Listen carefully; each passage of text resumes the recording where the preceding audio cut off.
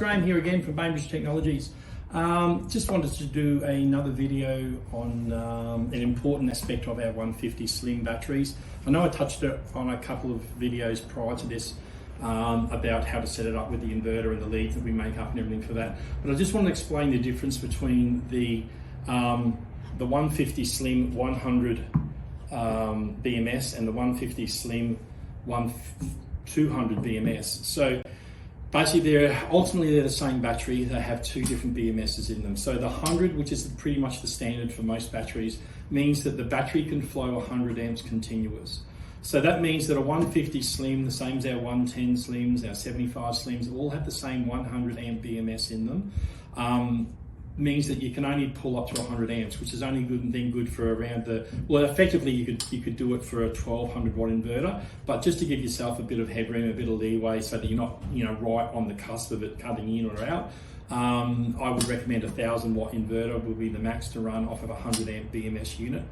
Now, we used to, back in the day when we first brought these out, on the end of above here, they used to have an external fuse, a mega fuse, so that if something shorted or you over current and you try to pull way more than that, it will blow the fuse.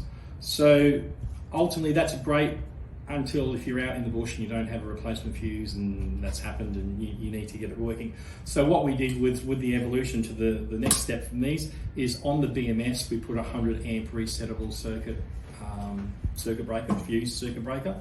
Now ultimately, if you try to pull 125 amps out of that continuously, it's going to heat up to the point where it's going to go open circuit. So therefore then people go, oh, I've killed my battery, it's dead, there's no voltage coming out, I can't do anything, it's not working. What you need to do is disconnect the load. So in other words, pull all your Anderson plugs out of the unit, let it settle for a few seconds and let that fuse cool down, reset, and then you can put your loads back in. If it does that continuously, that then is telling you that actually one of your loads or one of the things you've got connected has either short circuited or something's happened and it's continuously blowing it. So that way then you can just keep plugging it in and pulling it out until you've isolated the problem. Ultimately, if you had a fuse, you'd have to keep replacing that fuse every time, which can get expensive, and also you don't have them all on there. So that's one of the main reasons why we went to the resettable setup.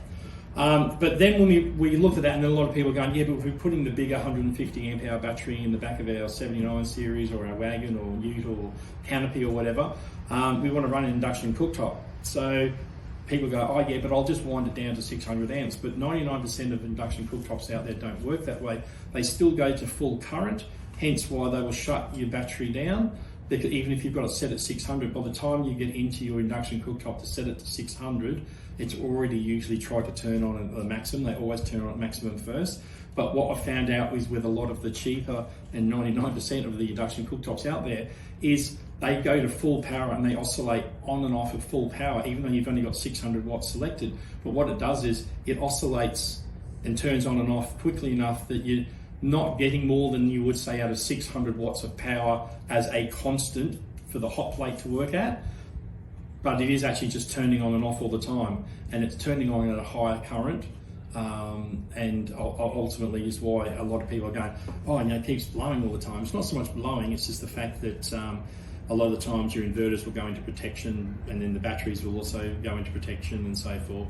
So if you are looking at running any inductor or anything like that, my two tips are you either buy one battery that has a 200 amp VMS, or you buy two smaller batteries if you don't want any bigger capacity that each have 100 amp BMS in them. So therefore then they share the load. So two 100 amp BMS batteries in parallel, obviously there's got to be the same battery, in parallel will give you that 200 amp load, so it'll cover you.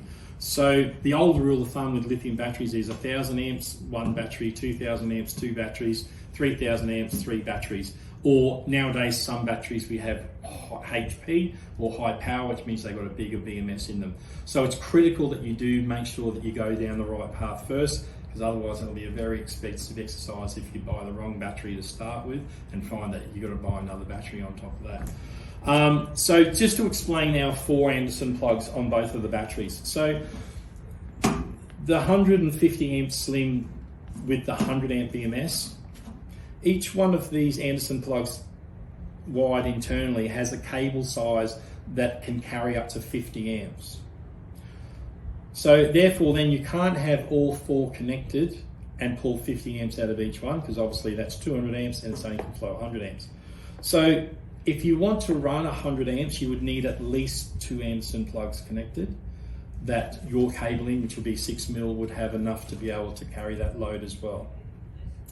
And therefore then, if you've got a lot smaller loads, you can just plug one in, or you can plug more in if you want to. But ultimately, you can't draw more than 100 amps out of this battery. So generally, I would say use 2 connections if you know that you're going to be anywhere near that. So if you do have a 1000-watt inverter, you need to connect at least 2 Anderson plugs.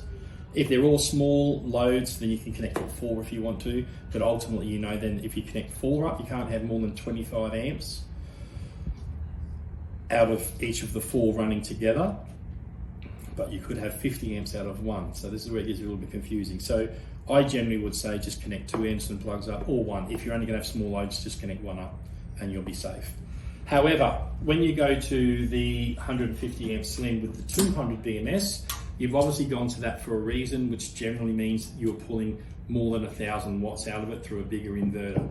So that's where you would need to have the lead like this, whether you buy the one from us that's pre-made, or you make up your own and you connect all 4 of those together. So all 4 of those now are sharing that 50 amp draw to give you a maximum of the 200 amps, like we said before. So it's simply then would connect from there. From there, you would go to a bus bar or to a fuse box, or go to your inverter, go to your smart shunt, or to your monitoring system. So yeah, so imperative, if you get the 200 HP, you use 4 Anderson plugs. If you get the standard 150, I recommend, I mean, yes, you can connect 4 Anderson plugs, but you can easily then get yourself into trouble if you get 50 out of one and 25 out of another, and another one's pulling 50 as well. And ultimately that can happen if you're running pumps and air compressors. So be careful with air compressors off of any lithium battery, to be honest. I generally don't recommend running air compressors off of any lithium battery as an auxiliary. I've got a little single stage little pump in mine, and it pulls 87 amps. So if I've got that running for half an hour, pumping up all 4 tyres on my car, ultimately sometimes it can be more if I'm pumping up the trailer, the camper trailer tyres, and if I've been up the beach, getting them from 14 PSI back up to the 40 once we hit the road again. That could kill that battery, you know, within an hour or close to an hour of use. So even if you have the car running and whatever your DC to DC is, whether it's 20 amps, 40 amps or whatever, that's all it's going to be putting in there. So I usually recommend always to run your pumps, or air compressors I should say, directly from your cranking battery and have your engine running, because your alternator will pretty much cover all the load. So your alternator going into your car battery can be putting out anywhere from 90 to 100 plus amps, some of them 120 amps in modern vehicles these days. So that's going to be more than enough to cover that. The same as you would do a winch. You wouldn't put a winch to a static battery. It always goes to a battery that's covered by the alternator with the car running to cover those loads, because it's such a high current draw. So anyway, so there's a little bit of information on how to wire up the Anderson plugs. If it's 100 BMS, 2 Anderson plugs, 200 amp BMS, 4 Anderson plugs, and you won't get any trouble that way, and everything should be sorted and covering all the loads and possible needs that you would have out of those batteries. So until next time, I'll hang up the hamp now and get ready for coming into Christmas. So until next time, bye for now.